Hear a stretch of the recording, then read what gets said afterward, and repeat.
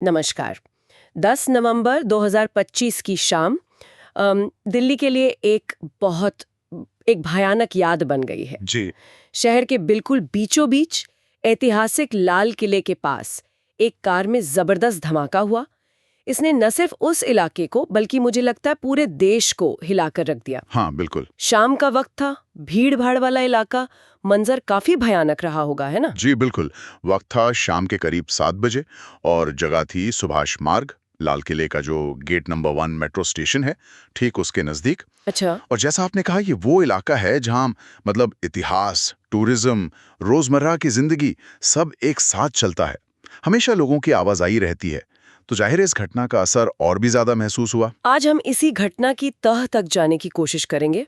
हमारे पास कई अलग अलग स्रोत हैं, जैसे AP News, Reuters, Al Jazeera, Times of India, Economic Times और भी कई रिपोर्ट्स हैं। जी। तो इनके जरिए समझना चाहेंगे कि आखिर हुआ क्या था, जांच अब तक कहाँ पहुंची है और ये जो शुरुआती जानकारी आ रही है इसके क्या मायने निकाले जा सकते हैं। ये सिर्फ एक खबर नहीं बल्कि बहुत कुछ समझने का एक मौका है। सही कहा आपने। हमारा मकसद भी यही है कि इन बिखरी हुई जानकारियों को एक साथ रख कर देखें। मतलब शुरुआती रिपोर्टों में क्या था, जांच किस तरफ जा रही है, अधिकारियों का क्या कहना है, हाँ। और कौन से सवाल हैं जो अभी भी बाकी हैं। इन सब पर हम बात करेंगे। तो चलिए शुरुआत करते हैं कि उस शाम आखिर हुआ क्या था। कई स्रोत जैसे नवभारत टाइम्स और मिंट, इन्होंने बताया कि लाल किले के पास ट्रैफिक सिग्नल पर एक कार खड़ी थी, हुंडई i20। हाँ, i20। और उसका रजिस्ट्रेशन हरियाणा का बताया गया। और फिर अचानक उसी कार में एक जोरदार धमाका हुआ। धमाका काफी तेज था, इतना कि कार के परखच्चे उड़ गए और उसमें तुरंत आग लग गई। बाप रे। और आसपास जो गाड़ियां खड़ी थी, कई और गाड़ियां भी इसकी चपेट में आ गई। कुछ जल गईं, कुछ बुरी तरह डैमेज हो गईं। और जाहिर है ऐसी धमाके के बाद वहां भगदड़ मच गई। चारों तरफ अफरा तफरी, दहशत। शाम के वक्त ऐसी जगह पर यह होना अपने आप में बहुत बहुत चिंताजनक है। और सबसे दुखद पहलू, जानमाल का नुकसान। जो शुरुआती खबरें आईं उनमें आंकड़ों को लेकर थोड़ा थोड़ा असमंजस था, है ना? हाँ था। एपी न्यूज और द गार्डियन जैसे जो अंतर्राष्ट्रीय स्रोत हैं, उन्होंने शुरुआत में कहा कि कम से कम 8 लोगों की मौत हुई है और कोई 19 से ज्यादा लोग घायल हैं। 8 मौतें हाँ और 19 घायल। जी। लेकिन देखिए, ऐसी बड़ी घटनाओं के फौरन बाद एकदम सटीक आंकड़े मिलना मुश्किल होता है। सही बात है। बाद में रॉयटर्स और कुछ अधिकारियों के हवाले से जो खबरें आईं, उनमें मृतकों की संख्या 12 से 13 तक बताई गई। अच्छा, 12 से 13। हाँ। एपी न्यूज ने भी बाद में कंफर्म किया कि घायलों का इलाज चल रहा है और मृतकों की शिनाख्त की प्रक्रिया जारी है। तो ये आंकड़े ये अभी भी बदल सकते हैं क्योंकि जांच चल रही है। हाँ, मुमकिन है। लेकिन इतना तो साफ है कि नुकसान बढ़ा हुआ है। कई जानें गई हैं और बहुत से लोग घायल हुए हैं। जाहिर है इतना बड़ा धमाका, तो सबसे बड़ा सवाल यही उठता है कि जांच किस दिशा में जा रही है। दिल्ली पुलिस ने तो फौरन कार्रवाई शुरू कर दी होगी, है ना? बिल्कुल बिल्कुल। दिल्ली पुलिस की स्पेशल सेल और लोकल पुलिस फौरन मौके पर पहुंच गई और जांच शुरू की। लेकिन मामले की गंभीरता को देखते हुए जल्द ही केंद्रीय एजेंसियों को भी इसमें शामिल कर लिया गया। हाँ, वो तो होना ही था। और अल जजीरा, इकोनॉमिक टाइम्स जैसे स्रोतों की माने तो अब ये केस राष्ट्रीय जांच एजेंसी यानी एनआईए जी एनआईए के सुपुर्द किए जाने की पूरी संभावना है, या शायद हो भी चुका हो अब तक। एनआईए का जांच संभालना ये अपने आप में बताता है कि इसे किस नजरिए से देखा जा रहा है। हाँ, और इससे भी ज्यादा महत्वपूर्ण ये है कि मामला किन धाराओं में दर्ज हुआ है। इकोनॉमिक टाइम्स की रिपोर्ट में यह खास तौर पर बताया गया है कि केस भारत के मुख्य आतंकवादी विरोधी कानून यूएपीए। हाँ, गैर कानूनी गतिविधियां रोकथाम अधिनियम यूएपीए उसके तहत दर्ज किया गया है। अच्छा। और साथ में विस्फोटक अधिनियम और आईपीसी की दूसरी धाराएं भी लगाई गई हैं। यूएपीए का लगना ये तो मतलब साफ करता है कि एजेंसियां इसे सिर्फ एक हादसा या कोई सामान्य अपराध नहीं मान रही हैं। बिल्कुल नहीं। ये राष्ट्रीय सुरक्षा से जुड़ा एक गंभीर मामला है और यूएपीए से एजेंसियों को जांच के लिए ज्यादा मतलब व्यापक अधिकार मिल जाते हैं ना? बिल्कुल सही। ये दिखाता है कि शक आतंकवाद या किसी राष्ट्र विरोधी गतिविधि की तरफ ही है। अब जांच का फोकस इस बात पर होगा कि इसके पीछे कौन लोग हैं, उनका मकसद क्या था और क्या ये किसी बड़े नेटवर्क का हिस्सा है। जांच में उस गाड़ी का रोल तो बहुत अहम होगा जिसमें धमाका हुआ। उसके बारे में क्या कुछ पता चला है? गाड़ी के बारे में कुछ अहम सुराग मिले हैं, जैसा हमने पहले जिक्र भी किया था। ये एक Hyundai i20 थी, हरियाणा रजिस्ट्रेशन नंबर था इसका। हाँ। इकोनॉमिक टाइम्स की रिपोर्ट के मुताबिक जांच में इसका कनेक्शन फरीदाबाद या हरियाणा के किसी इलाके से जुड़ रहा है। फरीदाबाद? अच्छा। हाँ, हो सकता है गाड़ी वहीं रजिस्टर हुई हो या वहीं से खरीदी बेची गई हो। ये दिलचस्प है। अक्सर ऐसे मामलों में तार राजधानी के बाहर पड़ोसी राज्यों से जुड़ते हुए दिखते हैं। हाँ, ये पैटर्न तो दिखता है। सूत्रों में सीधे तौर पर किसी पैटर्न का जिक्र तो नहीं है, लेकिन ये जांच का एक अहम पहलू जरूर है। तो क्या कर रहे हैं इस लीड पे? इसी लीड के आधार पर फरीदाबाद और आसपास के इलाकों में जो सेकंड हैंड कार डीलर हैं, उनसे पूछताछ और उनके रिकॉर्ड्स की जांच की जा रही है। अच्छा। ये पता लगाने की कोशिश हो रही है कि भाई ये गाड़ी किसके नाम थी, कब और किसे बेची गई थी। ये सब देखा जा रहा है। और धमाके में जो विस्फोटक इस्तेमाल हुआ, उसकी तकनीक के बारे में क्या जानकारी? क्या ये कोई बहुत सोफिस्टिकेटेड डिवाइस था? इस बारे में कुछ मिलीजुली और कहें तो दिलचस्प बातें सामने आई हैं। टाइम्स ऑफ इंडिया के अनुसार शुरुआती जांच में डेटोनेटर और विस्फोटक सामग्री के इस्तेमाल के तो पुख्ता संकेत मिले हैं। लेकिन इकोनॉमिक टाइम्स ने एक थोड़ी चौंकाने वाली जानकारी दी है। जांचकर्ताओं ने पाया कि ये गाड़ी धमाके से पहले लगभग 3 घंटे से ज्यादा वक्त से उसी जगह पर खड़ी थी। 3 घंटे? ये तो काफी लंबा वक्त है। हाँ, है ना? और इससे भी ज्यादा हैरान करने वाली बात यह है कि आसपास की गाड़ियों या इमारतों को छर्रों से, मतलब श्रैपनल से, वैसा नुकसान नहीं हुआ जैसा आमतौर पर ऐसे धमाकों में उम्मीद की जाती है। अच्छा, मतलब छर्रे ज्यादा नहीं फैले। हाँ, वैसा डैमेज नहीं दिखा। तो ये दोनों बातें मिलकर एक सवाल खड़ा करती हैं कि क्या ये डिवाइस जानबूझकर ऐसा बनाया गया था कि ज्यादा तबाही ना हो, या फिर इसे बनाने या इस्तेमाल करने में कोई चूक हुई। मतलब ये भी हो सकता है कि मकसद सिर्फ दहशत फैलाना रहा हो, या फिर कुछ और गड़बड़ हुई हो धमाके के वक्त। ये एक संभावना है जिस पर जांचकर्ता जरूर गौर कर रहे होंगे। क्या डिवाइस ठीक से काम नहीं कर पाया, या फिर जैसा टाइम्स ऑफ इंडिया ने एक थ्योरी दी है, ये पैनिक डेटोनेशन का मामला हो सकता है। पैनिक डेटोनेशन, ये क्या होता है? इसका मतलब है कि शायद हमलावर ने घबराहट में या पकड़े जाने के डर से या किसी और वजह से तय वक्त से पहले या फिर अनियोजित तरीके से धमाका कर दिया हो। अच्छा, हो सकता है। पर ये सब अभी सिर्फ थियरीज हैं, असलियत तो जांच के बाद ही सामने आएगी। लेकिन हाँ, ये पहलू मामले को और उलझा जरूर देता है। क्या किसी नेटवर्क या मॉड्यूल का भी कुछ पता चला है? अक्सर ऐसे हमले अकेले तो नहीं किए जाते। हाँ, इस दिशा में भी कुछ संकेत मिले हैं। टाइम्स ऑफ इंडिया की एक रिपोर्ट बताती है कि जांच के दौरान पास के इलाकों, खासकर फरीदाबाद और हरियाणा में कुछ छापे मारे गए हैं। ओह! और इन छापों में कुछ विस्फोटक सामग्री भी जब्त हुई है। शुरुआती जांच में इस जब्त सामग्री और धमाके वाली जगह से मिले सबूतों में कुछ समानताएं दिखी हैं। अरे, तो मतलब ये किसी बड़े नेटवर्क या स्लीपर सेल की तरफ इशारा हो सकता है। बिल्कुल, ये संकेत देते हैं कि शायद ये किसी संगठित समूह का काम हो सकता है और इसके पीछे और भी लोग जुड़े हो सकते हैं। तो क्या कुछ गिरफ्तारियां हुई हैं? इसी सिलसिले में एनडीटीवी जैसे स्रोतों ने खबर दी है कि कुछ लोगों को हिरासत में लिया गया है या पूछताछ के लिए बुलाया गया है।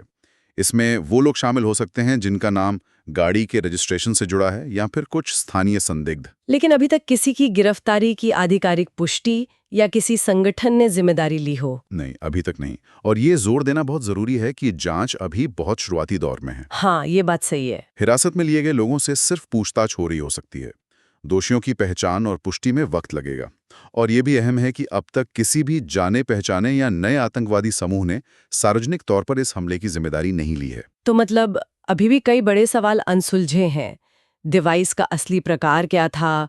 कोई आईडी था, टाइमर बॉम्ब, रिमोट कंट्रोल या कुछ और? हाँ, क्या ये आत्मघाती हमला था? इसके पीछे कौन सा नेटवर्क है? उनकी फंडिंग कहाँ से हुई? उन्हें सामान कहाँ से मिला? ये सब अभी भी एक पहेली है। हाँ, ये सब वो सवाल हैं जिनके जवाब एनआईए और दूसरी एजेंसियां ढूंढ रही होंगी। जांच की कई परतें होंगी जिन्हें खुलने में समय लगेगा। जाहिर है, राजधानी में इतने बड़े हमले के बाद सरकार और प्रशासन की तरफ से कड़ी प्रतिक्रिया आई होगी। बिल्कुल आई है। रॉयटर्स के अनुसार प्रधानमंत्री नरेंद्र मोदी और गृहमंत्री अमित शाह समेत सरकार के वरिष्ठ अधिकारियों ने इस घटना की कड़ी निंदा की है। उन्होंने भरोसा दिलाया है कि पूरी गहराई से जांच होगी और दोषियों को किसी भी हाल में बख्शा नहीं जाएगा। कुछ सरकारी ब्रीफिंग्स में तो इसे औपचारिक रूप से आतंकवादी घटना घोषित करने और इस पर कैबिनेट स्तर पर प्रस्ताव लाने तक की बात सामने आई है। और सुरक्षा के मोर्चे पर क्या कदम उठाए गए हैं? दिल्ली में डर का माहौल तो होगा ही। सुरक्षा व्यवस्था तो फौरन कड़ी कर दी गई है। टाइम्स ऑफ इंडिया की रिपोर्ट बताती है कि दिल्ली के सभी संवेदनशील और भीड़भाड़ वाले इलाके जैसे railway station, airport, metro station, सरकारी इमारतें, बड़े बाजार, हाँ हाँ। सब जगह सुरक्षा बढ़ा दी गई है। अतिरिक्त पुलिस बल तैनात किया गया है और चेकिंग बढ़ाई गई है। गृह मंत्रालय और दूसरी सुरक्षा एजेंसियां लगातार बैठकें करके स्थिति का जायजा ले रही हैं। आम लोगों से भी अपील की गई है कि वे सतर्क रहें और कोई भी संदिग्ध चीज दिखने पर तुरंत पुलिस को बताएं। इस घटना का क्या कोई राजनीतिक या कूटनीतिक असर भी दिख रहा है, खासकर पड़ोसी देशों के साथ संबंधों पर? अंतर्राष्ट्रीय मीडिया जैसे अल जजीरा ने इस पहलू पर ध्यान दिलाया है। उनका कहना है कि भारत में जब भी ऐसे बड़े हमले होते हैं तो अक्सर शक की सुई पड़ोसी देश पाकिस्तान की तरफ घूमती है। हाँ, ये तो होता है। हालांकि अभी तक भारत सरकार ने किसी देश पर सीधा आरोप तो नहीं लगाया है, लेकिन ऐसी घटनाओं के बाद सरकारों पर अक्सर दोषारोपण का दबाव रहता है। ये एक संवेदनशील मसला है जिसके गंभीर राजनीतिक और कूटनीतिक परिणाम हो सकते हैं। सही बात है। इसलिए सरकारें आमतौर पर पुख्ता सबूत मिलने तक इंतजार करती हैं। और समाज पर या कहिए व्यवस्था पर इसकी क्या व्यापक प्रभाव दिख रहे हैं, सुरक्षा चिंताओं के अलावा? एक बड़ा असर तो शहरी सुरक्षा की पूरी अवधारणा पर पड़ा है। ये घटना दिखाती है कि बड़े शहरों के बीचों बीच ऐतिहासिक महत्व की जगहों पर भी खतरा कितना वास्तविक है। हाँ। हमले का तरीका, कार बॉम्ब, विस्फोटक और ये जो संभावित नेटवर्क की बात आ रही है, ये बताता है कि खतरे पारंपरिक तरीकों से आगे बढ़ रहे हैं। और क्या इससे कुछ नियमों में बदलाव के भी संकेत मिल रहे हैं, जैसे गाड़ी वगैरह को लेकर? हाँ, इकोनॉमिक टाइम्स की रिपोर्ट इस ओर इशारा करती है। खासकर वाहन रजिस्ट्रेशन, सेकंड हैंड कारों की खरीद फरोख्त और जो संवेदनशील इलाके हैं उनमें पार्किंग को लेकर नियम और कड़े किए जा सकते हैं। अच्छा। रिपोर्ट में यह भी कहा गया है कि पुलिस ने उस इलाके के सेकंड हैंड कार डीलरों को अपनी वेरिफिकेशन प्रक्रिया को और मजबूत करने के निर्देश दिए हैं। तो ये दिखाता है कि कैसे एक घटना कई स्तरों पर व्यवस्था में बदलाव ला सकती है। तो ये साफ है कि जानकारी तो काफी आ रही है, लेकिन उसमें कई पेच हैं, कई खाली जगह हैं। कुछ शुरुआती रिपोर्टों में विरोधाभास भी नजर आता है, जैसा हमने पहले भी बात की। बिल्कुल, जैसा हमने कहा, मृतकों की सटीक संख्या को लेकर शुरुआती रिपोर्टें अलग अलग थीं। हाँ। धमाके में इस्तेमाल डिवाइस की प्रकृति क्या थी, ये अभी तक पुख्ता तौर पर साफ नहीं है। क्या मकसद था, क्या ये पैनिक डिटोनेशन था या कुछ और, ये सब जांच का विषय है। और सबसे बड़ा सवाल, इसके पीछे कौन है? क्या ये कोई स्थानीय गुट है, कोई बड़ा आतंकी संगठन या कोई और? जब तक एनआईए या संबंधित एजेंसी आधिकारिक बयान नहीं देती, तब तक ये सब अटकने ही रहेंगी। सही है। हमें ये समझना होगा कि ऐसी जांचों में वक्त लगता है और जानकारी धीरे धीरे ही पुख्ता होती है। तो अगर हम अब तक की इस पूरी चर्चा को समेटना चाहें तो मुख्य बातें क्या निकल के आती हैं हमारे श्रोताओं के लिए? देखिए, संक्षेप में कहें तो 10 नवंबर 2025 को दिल्ली के लाल किले के पास एक कार में बम धमाका हुआ, जिसमें कई लोगों की मौत हुई और अनेक घायल हुए। जी। ये शाम के वक्त एक भीड़भाड़ वाले और ऐतिहासिक इलाके में हुआ। जांच अब एनआईए जैसी केंद्रीय एजेंसी के पास जाने की बात है या जा चुकी है, और यूएपीए जैसे सख्त आतंकवाद विरोधी कानून के तहत मामला दर्ज हुआ है, जो इसकी गंभीरता दिखाता है। जांच में गाड़ी का हरियाणा फरीदाबाद कनेक्शन सामने आया है और एक संभावित आतंकी नेटवर्क के संकेत मिले हैं, जिसकी पुष्टि होनी बाकी है। धमाके के तरीके, जैसे वो 3 घंटे पार्किंग कम छर्रे, इसने कुछ सवाल खड़े किए हैं। हाँ। सरकार ने कड़ी प्रतिक्रिया दी है, सुरक्षा बढ़ाई गई है और नियमों में बदलाव के भी संकेत हैं। लेकिन हमले के पीछे कौन है, उनका मकसद क्या था और नेटवर्क कितना बड़ा है, ये बड़े सवाल अभी भी बने हुए हैं। और ये घटना हमारे लिए क्यों मायने रखती है? श्रोताओं को इससे क्या समझना चाहिए? ये घटना कई मायनों में अहम है। पहला, ये हमारी शहरी सुरक्षा, खासकर राजधानी दिल्ली की सुरक्षा व्यवस्था की चुनौतियों को उजागर करती है। ऐतिहासिक और भीड़भाड़ वाली जगहों को सुरक्षित रखना कितना मुश्किल है, ये इसका एक उदाहरण है। बिल्कुल। दूसरा, ये हमें दिखाती है कि ऐसी बड़ी त्रासदियों के बाद जांच प्रक्रिया कैसे काम करती है। अलग अलग एजेंसियों के बीच तालमेल, कानूनों का इस्तेमाल, सुरागों को जोड़ना। तीसरा, ये सूचना के प्रवाह को समझने में मदद करती है। कैसे शुरुआती खबरें अलग अलग हो सकती हैं, कैसे अफवाहें फैल सकती हैं और कैसे आधिकारिक पुष्टि का इंतजार करना जरूरी है। ये हमें एक नागरिक के तौर पर ज्यादा जागरूक बनाती है। स्रोतों के आधार पर क्या लोगों के लिए कोई खास सलाह भी दी गई है जिसका जिक्र करना जरूरी है? हाँ, कुछ सामान्य लेकिन बहुत महत्वपूर्ण बातें हैं जो टाइम्स ऑफ इंडिया जैसे स्रोतों ने बताई हैं। पहला, भीड़-भाड़ वाली जगहों पर हमेशा सतर्क रहें। जी। दूसरा, किसी भी लावारिस या संदिग्ध वस्तु, कोई बैग हो या वाहन हो, उसे देखें तो उसे छुए नहीं। फौरन पुलिस को सूचित करें, 112 नंबर पर या स्थानीय थाने में। सही। तीसरा और शायद सबसे अहम, सोशल मीडिया या कहीं और से आने वाली अपुष्ट खबरों या अफवाहों पर बिल्कुल ध्यान न दें और ना ही उन्हें आगे फैलाएं।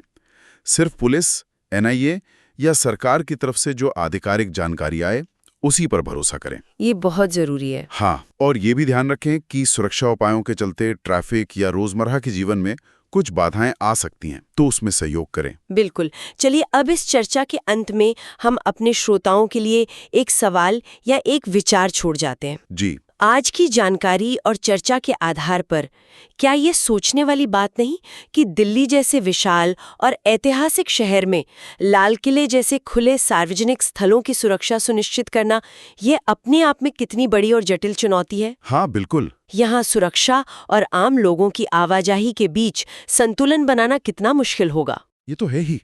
या फिर इस पर भी सोचा जा सकता है कि आज जब हमारे पास फोरेंसिक जांच की इतनी उन्नत तकनीकें हैं, डिजिटल सर्विलांस है, फिर भी इस तरह के हमलों के पीछे के असली मास्टरमाइंड, उनके पूरे नेटवर्क और उनके सटीक इरादों को पूरी तरह से बेनकाब करना कितना मुश्किल साबित होता है। सही कहा। ये दिखाता है कि जांच का काम कितना पेचीदा और चुनौतियों भरा है। या एक और पहलू है, संकट के समय में जानकारी की जरूरत बहुत तेजी से बढ़ती है, लेकिन उसी वक्त सटीकता बनाए रखना भी बेहद जरूरी होता है। मीडिया, प्रशासन और आम लोगों के लिए इस तेजी और सटीकता के बीच संतुलन साधना ये कितना बड़ा इम्तिहान है। बहुत बड़ा। ये कुछ ऐसे सवाल हैं जिन पर शायद हम सबको सोचना चाहिए।